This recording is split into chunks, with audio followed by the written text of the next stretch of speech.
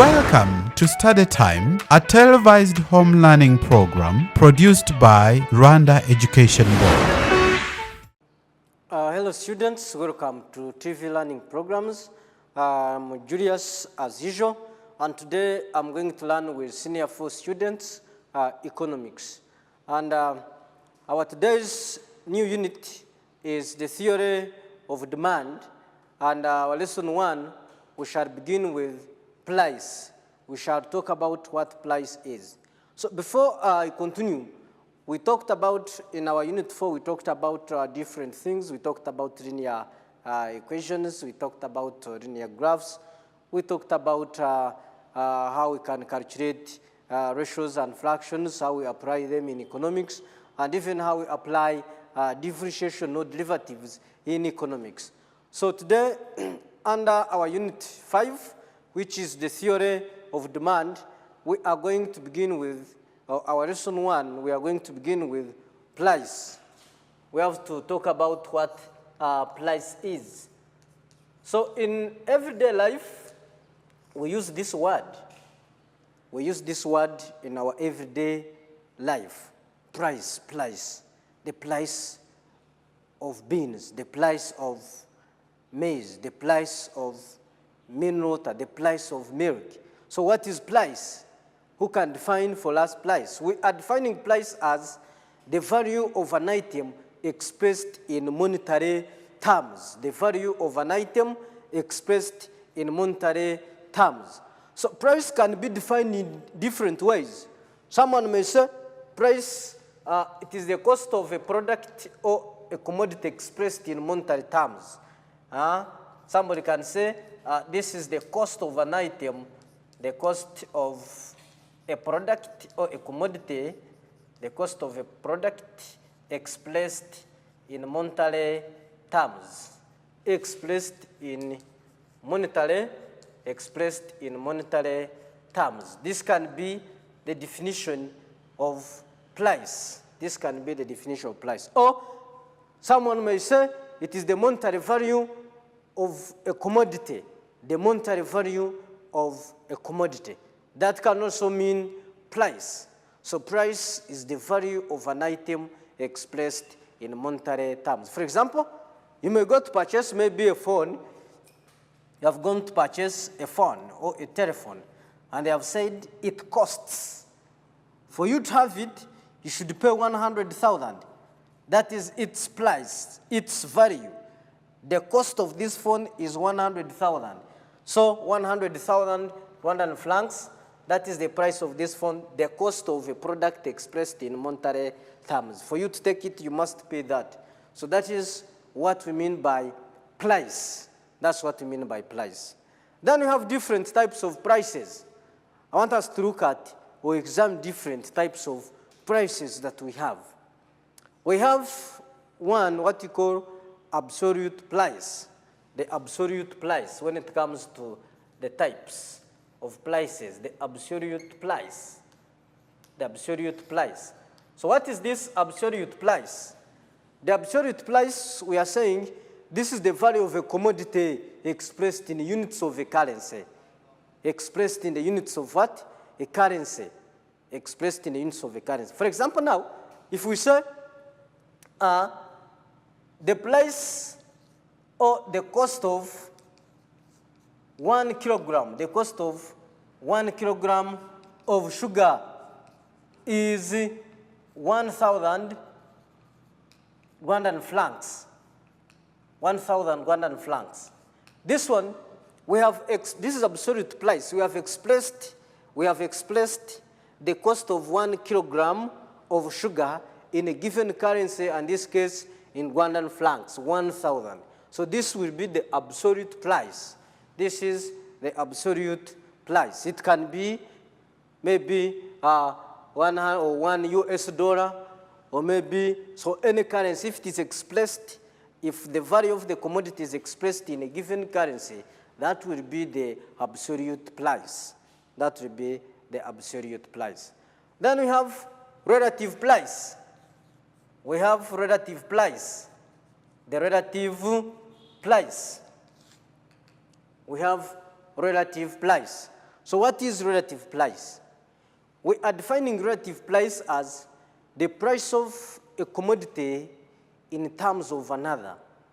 So here we are comparing the prices of two commodities, the price of a commodity in terms of another. For example, now, if I can give an example here about the relative price, we are looking at the ratio of two prices of commodities. If 1 kilogram of sugar, is 1,200 Rwandan francs, and maybe 1 kilogram of salt, 1 kilogram of salt, if 1 kilogram of salt is 600 Rwandan francs. So if you can look at this with this relative price, it means that the price of sugar is 2 times the price of salt, is 2 times the price of salt. Or 1 kilogram of salt costs a half the price of sugar, costs a half the price of sugar. We are comparing two prices of two different products. The price of 1 kilogram of salt is 2 times the price of sugar. Or if you can see this, or if we compare, if you get 2, you multiply 600, you get 1,200. We are comparing the prices of two different products. So that is relative price. That is relative price. The price of a commodity in terms of another. The price of a commodity in terms of another, that is relative price. As we are saying, to get the price of sugar, you multiply the price of salt 2 times. The price of sugar is 2 times the price of salt. Or the price of salt is a half the price of sugar. So you'll be able to, when you are comparing those two, that is relative price. Then you have reserve price. Reserve price. Reserve price. So with reserve price, we are defining it as the lowest or minimum price a seller accepts to offer his product.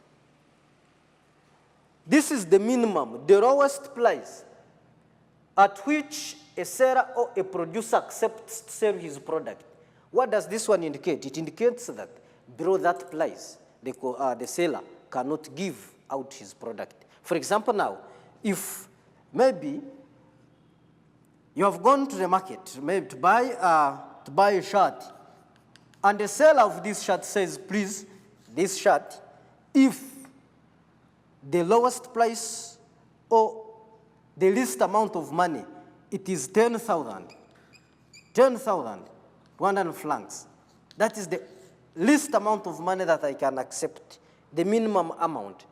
An indication that any figure, any price, any amount of money that you offer below this, he or she will not accept to give out his or to give you his shirt or any item that he's selling. So the 10,000 will be the reserve price, the minimum or the lowest price a seller accepts to offer his product. You must know that below this price, a producer or a seller cannot accept to give out his product. Cannot accept to give out his product. You must know that maybe below that, he or she will get a loss. He or she will get a loss. So that is the reserve price. That is the reserve price. Then we have what we call the market price. The market price. So what is the market price now? So the market price, this is the prevailing price for goods and services in the market. The market price. The price at that time that is existing in the market for goods and services, that is what you call the market price. Meaning that even it may last for a short time and it changes. But we are looking at that very time, what is the price for those goods that are being sold. So that would be the market price. After some time, it may change. You may come back tomorrow, something that you bought at 10,000, you find it is 15,000. So the market price That is the prevailing, the existing price for goods and services in the market. Then we have normal price, the normal price, the normal price.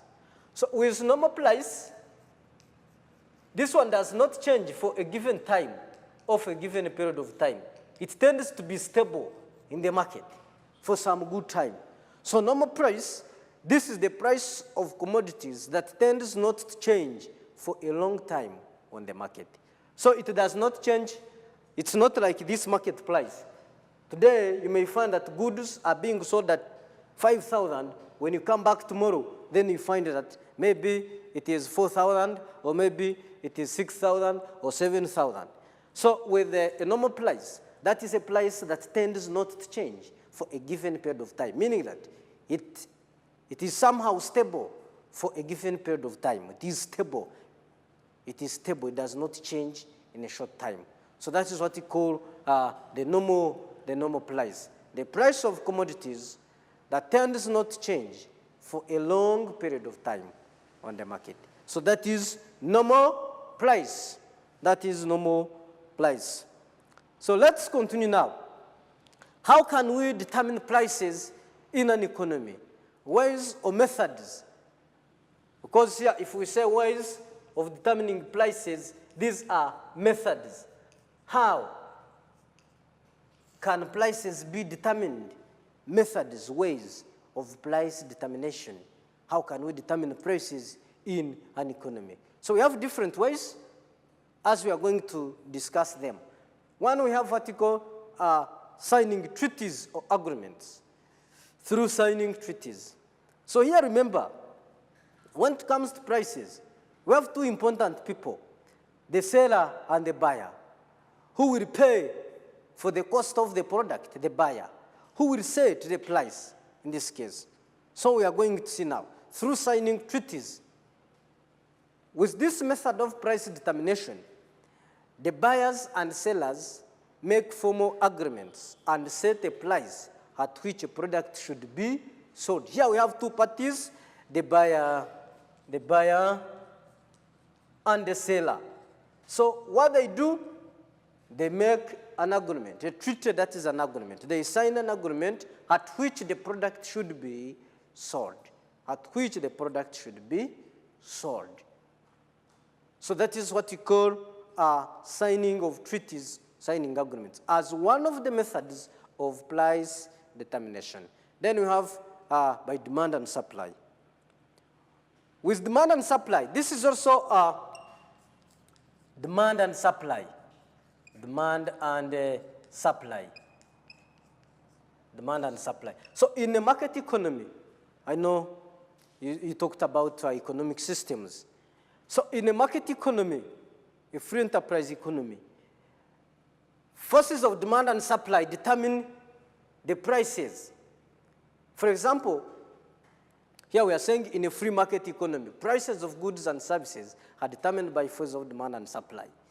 So you must know that, for example, during the period of harvesting, when it is the period of harvesting, here we expect the supply of goods to increase. And when supply of goods increase, when the supply of goods increases, then prices fall. Prices fall. When supply of goods, when it is in the period of harvesting, we expect more products to be supplied.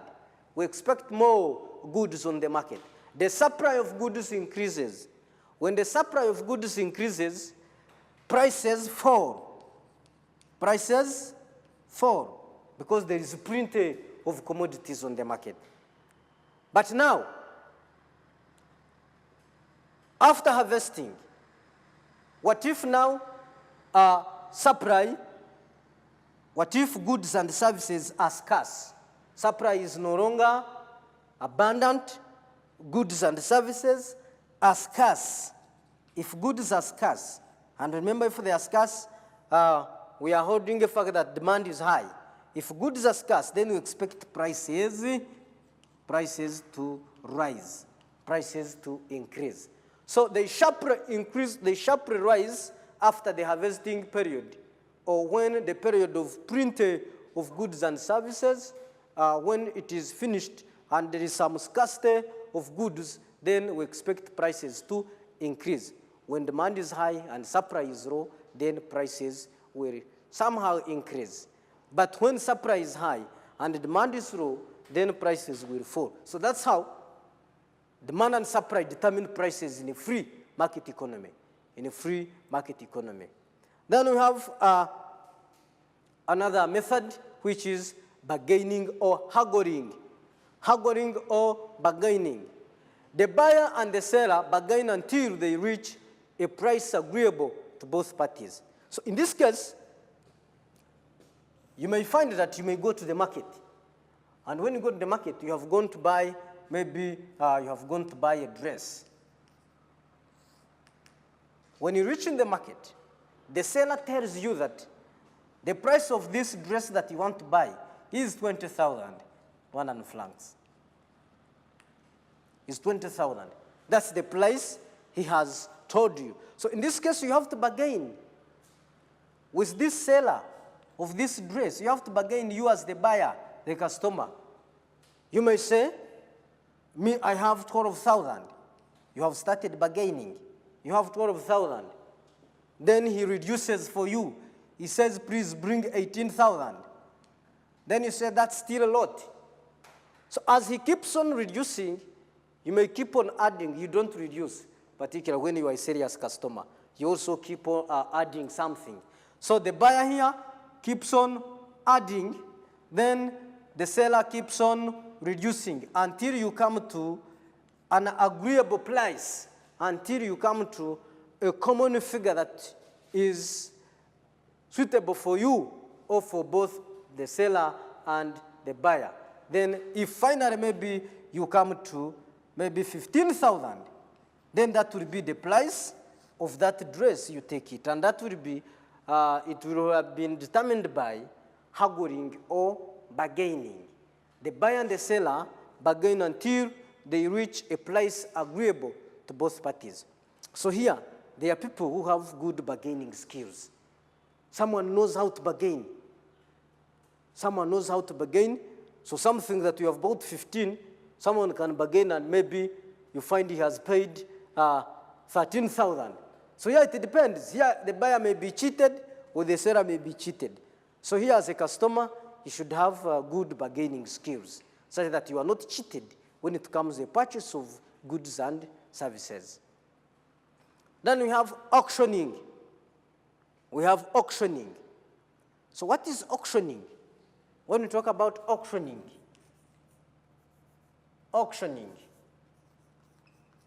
so with this auctioning, how does it determine the price of goods and services?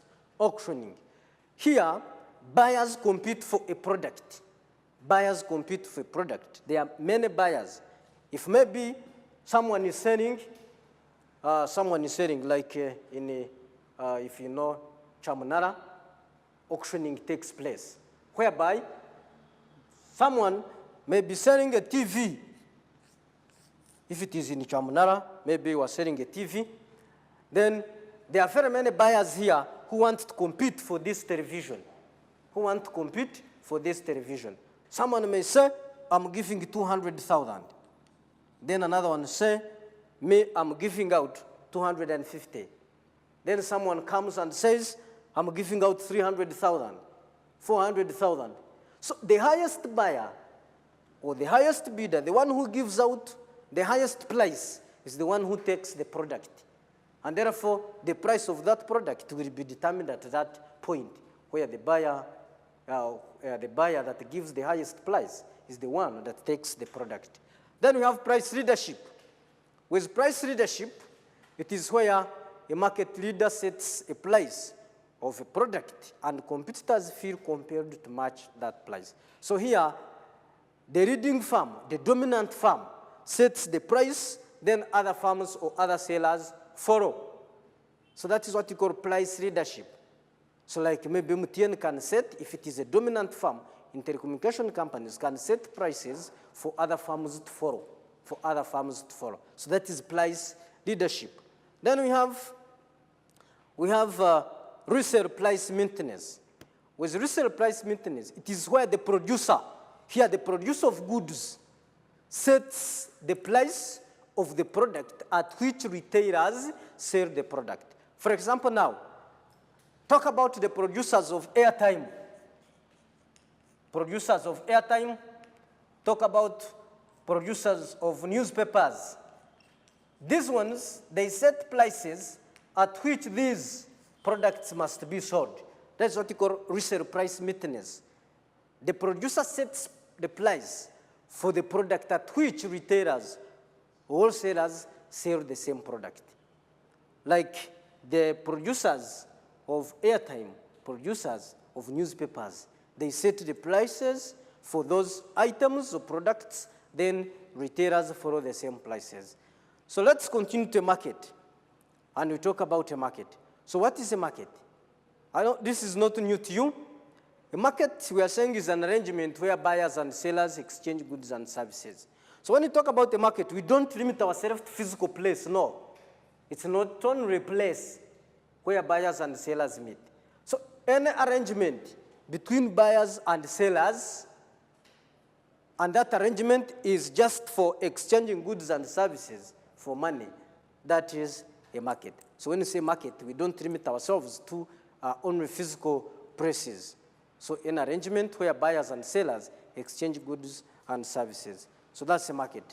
Then let us look at different types of markets. We have commodity markets. With commodity markets, this is where raw materials or primary products are exchanged. Commodity, tangible ones, tangible products where they are exchanged, that is a commodity market. Then we have factor markets. Factor markets, this is a market where factors of production are traded, e.g. labor and capital. You know factors of production. With factors of production, majorly, we have four. We have land, we have capital, we have labor, and we have the entrepreneur. We have the entrepreneur. So, but these three, they are traded on what we call factor markets, where they can be bought and sold. So factor markets, this is where the factors of production are traded, meaning that they are bought and sold. Then we have currency market. A currency market, that is a foreign exchange market. This is where a currency is traded for another. You can buy dollars, then you can sell them, you get Rwandan francs. You can buy pounds, you sell them, you get maybe Kenyan shillings. So a currency market, that is where currencies are traded. You can buy a currency, you sell it, in that way, you exchange them. Then we have money markets. With money markets, this is opposite of now capital markets. Money markets, this refers to global markets for lending and borrowing.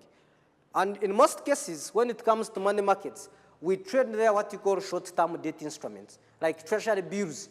Treasury bills, they are short-term debt instruments. They are traded on money markets. Then long-term debt instruments, like bonds, are traded on capital markets. Are traded on capital markets. So you must know that. Money markets, short-term debt instruments are traded there. Then long-term debt instruments are traded on capital markets. And all those ones are under financial markets. That is a topic in Senior 6 in entrepreneurship. So we have different types of markets. We have different types of markets, which we may not even exhaust. There are very, very, very, very many. So I've talked about price. So you should be able to reflect on now what could be the roles of prices in an economy. That is something I want you to think about. What would be the roles, the functions of prices, the importance of price in an economy? Whereby prices will assist you in determining what should be produced. What should be produced? Where should you produce it from? Helping in allocation of resources, the productive resources, how they are allocated. In a free market economy, prices help in allocation of resources. In most cases, resources would be allocated to the production of goods whose prices are high in a free market economy, whose prices are high. So prices are very important. They show the value of a commodity. They measure the value of a commodity. If, as I gave an example, if this phone is 100,000, that would be its value. The cost of the product expressed in monetary terms. That is a price. So prices play a very big role in an economy. So before I wind up this lesson, I have a question that I want you to work out. Describe the methods of determining prices in an economy. Now, this question, methods, I said these are ways. How are prices? Questions of how. They need methods, ways. How are methods determined? How are prices determined? So we need methods. Those are ways. Ways, methods of price determination. Methods, ways of price determination. So questions of how, then you have to look at the ways, the methods. The ways, the methods. So put down that question. Then you try it out in your books. Thank you very much for watching and listening. We meet in the next lesson. Bye-bye.